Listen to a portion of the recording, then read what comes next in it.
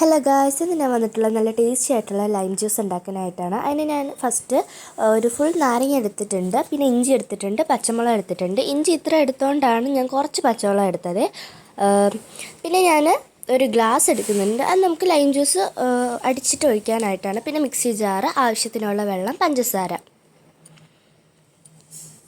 അപ്പോൾ ഫസ്റ്റ് ഞാൻ നാരങ്ങ പാതി ആക്കിയിട്ട് അതൊന്ന് പുഴിഞ്ഞെടുക്കുന്നുണ്ട്. നിങ്ങൾക്ക് എത്രത്തോളമാണോ നാരങ്ങകൾ ഉണ്ടാക്കുന്നത് അതിനനുസരിച്ച് നാരങ്ങ കൂട്ടിയൊക്കെ എടുക്കാം. പിന്നെ പുഴിഞ്ഞെടുത്തതിലോട്ട് ഇഞ്ചിയും പച്ചമുളകും ചേർത്ത് കൊടുക്കുന്നുണ്ട്. പിന്നെ ആവശ്യത്തിനുള്ള പഞ്ചസാര, ഞാൻ ഇവിടെ 3 സ്പൂണാണ് ഇടുന്നത്. നിങ്ങൾക്ക് അത് കൂട്ടിയും കുറച്ചും ഒക്കെ ഇടാവേ. ഇത്ര മതി. ഇനി ഞാൻ അതിലോട്ട് ആവശ്യത്തിനുള്ള വെള്ളം ഒഴിക്കുന്നുണ്ട്. നിങ്ങൾക്ക് വേണമെങ്കിൽ തണുത്ത വെള്ളം ഒഴിക്കാം. പിന്നെ ഞാൻ ഐസ് ഇട്ട് കൊടുക്കുന്നുണ്ട്. നിങ്ങൾ തണുത്ത വെള്ളമാണ് ഒഴിക്കണമെന്നുണ്ടെങ്കിൽ ഐസ് വേണ്ട കേട്ടോ.